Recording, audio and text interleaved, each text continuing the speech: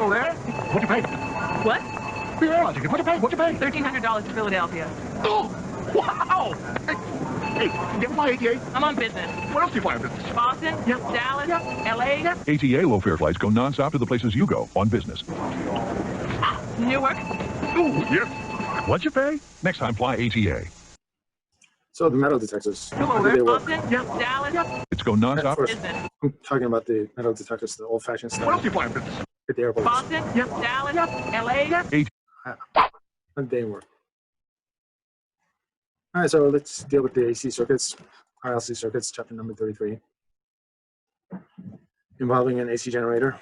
So the current generated by the AC generator is going to go through the resistor, inductor, as well as the capacitor. It's going to charge up the capacitor. This is an AC current, alternating current, so the current is going to keep changing direction a number of times per second. Not only the value of the current is going to keep changing, but the direction of the current is going to keep changing. All right, so it's in RLC circuits. All right, so these are known as the RLC circuits. Current keep changing direction. All right, so this is the maximum value that the electromotive force is going to have. That's the maximum voltage value, and the value is going to change as a sine wave. It's going to change as a sine wave.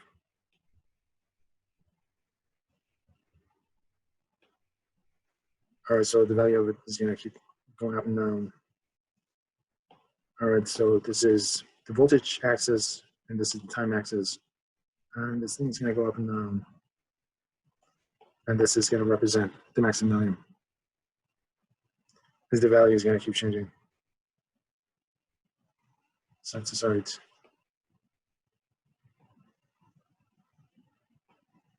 As the value is going to go this way and that way, and that's it.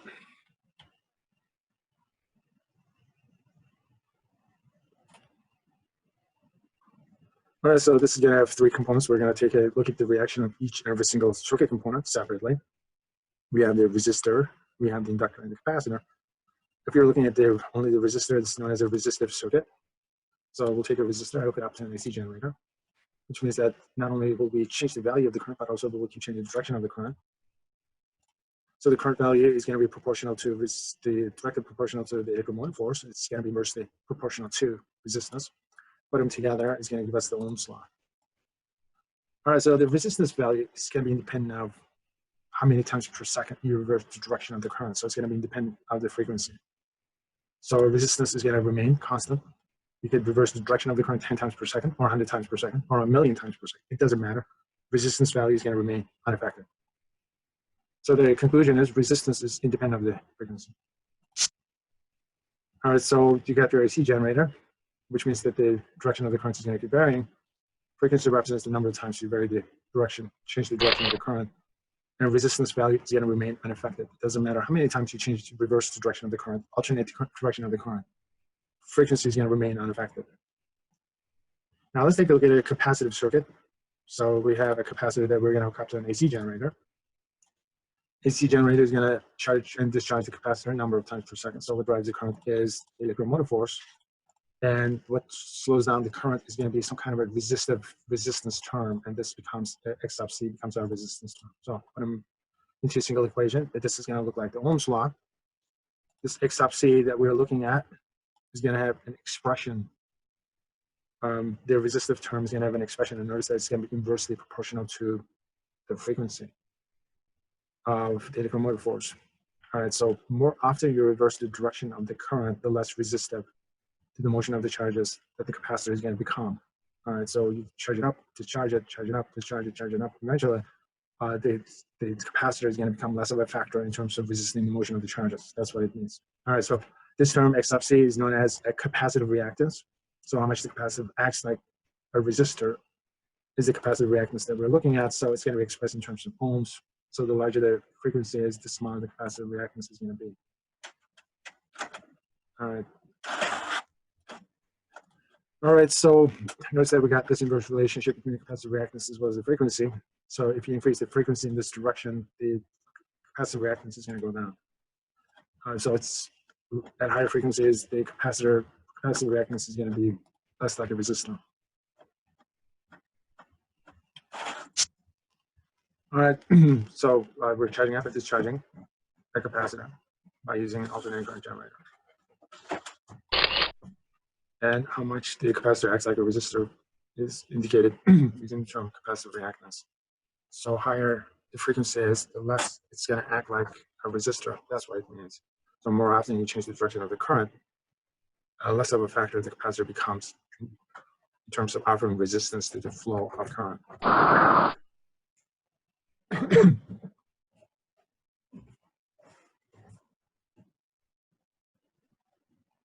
All right, so in this case, we're tripling the frequency. So we're making the frequency 3 times larger. So what happens to the capacitive reactance if that's the case? All right, so what happens to the capacitive reactance if that's the case?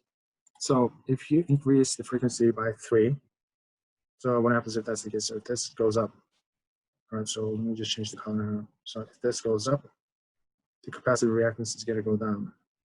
All right, so if this goes up by 3, if this goes up by 3, capacitive reactance is going to go down by 1/3, obviously. So the best answer for that one is going to become 1/3. So A has to be the best answer for this one.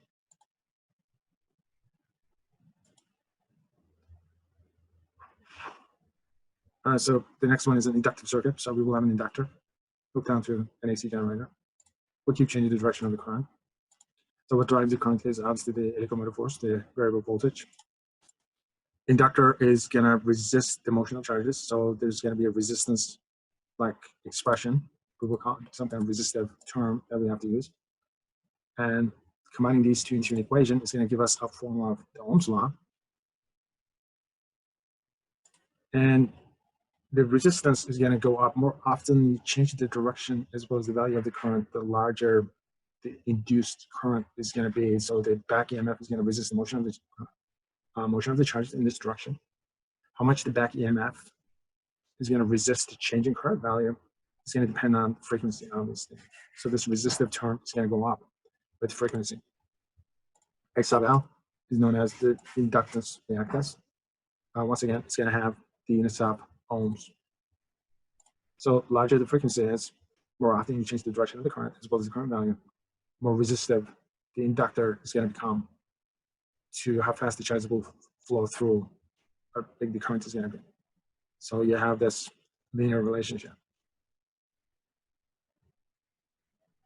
So which means that the inductive reactance is going to depend on the frequency, and it's going to be directly related to frequency.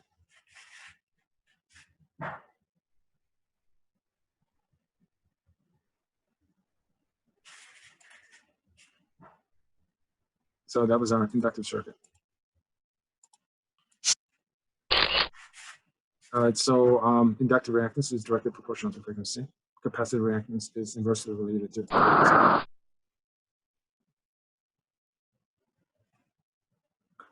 All right, so if we triple the frequency, and because the inductive reactance is directly proportional to frequency, what should happen is the inductive reactance value should go up by 3. So that has to be the best answer.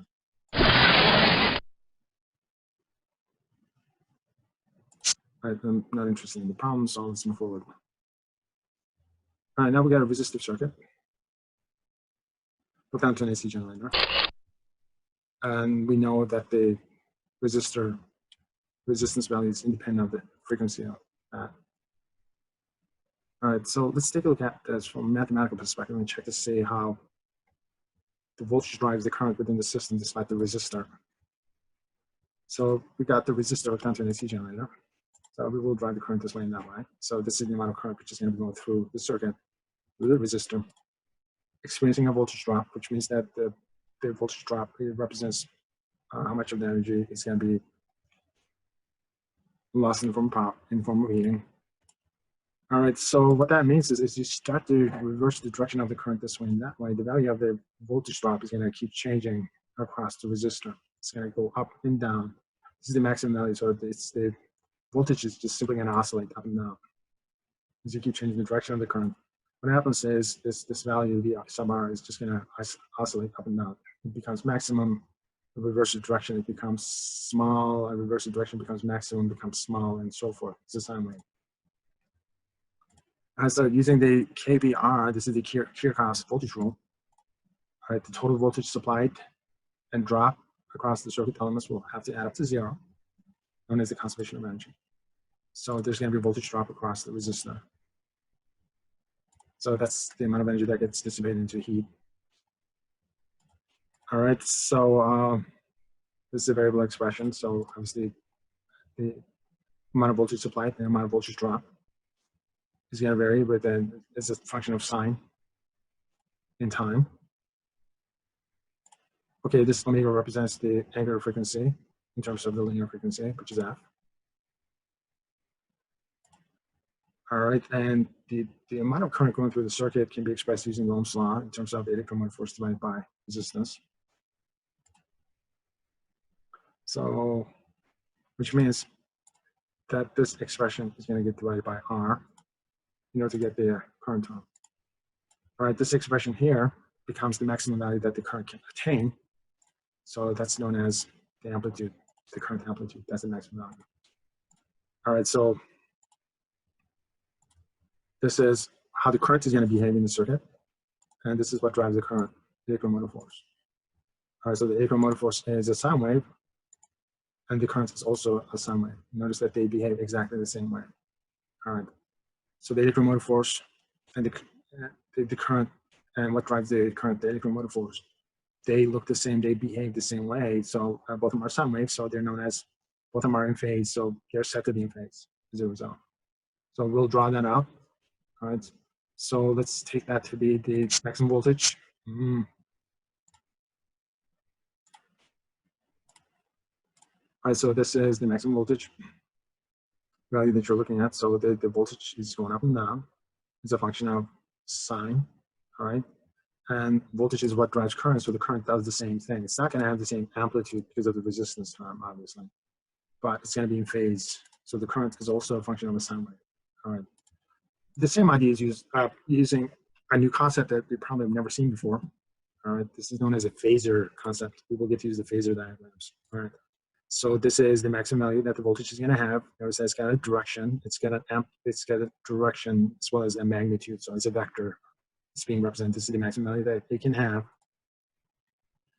All right, so these are known as the phasor diagrams. And then current has the same thing. This is the maximum value that the current is going to have. Notice that they're both are in the same direction. All right, I got this wrong. All right, so this should be the current value, time variation of the current value that we're going to be looking at, and this is the time variation of the voltage value. All right, so I made a correction right here. All right, so what's happening within a certain time period, the angle is going to keep increasing. This is the angle that we're looking at. Omega t, this is angular velocity times time, so which means that this vector is going to keep spinning around. As it's spinning around, what happens is projection along this direction is going to keep changing. It's going to go up and down. All right, so this is the variable value for the voltage. It's going to keep varying as the phasor is going to keep moving. It's going in a circle in this fashion. And so this thing is going to move this way as this is moving, as the vector is moving in this direction. The lowercase v bar is going to get larger, and then it's going to get smaller, and then it's going to change direction. All right, so these are known as phasor diagrams. One thing that we notice by looking at this phasor diagram is both of them are on top of each other, which means that they overlap. So the conclusion is these are in phase. So the voltage and the current will be in phase in the resistive circuits. So we were looking at the voltage value, that's a sine wave. We're looking at the current value, that's also a sine wave, and both of them are in phase with respect to each other. And as a phasor diagram, once again, they are on top of each other. So you got the current phasor, you got the voltage phasor, and these are the maximum amplitude values. We're only interested in the projection values in this along this direction.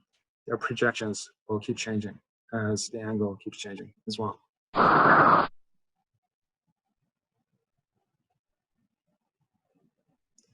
All right, so we have the AC circuit. The current in a pure resistor differs in phase with the applied voltage by what angle? There's no angle in this case. Both of them are parallel to each other, so the angle is going to be 0 in this case. So this one was straightforward.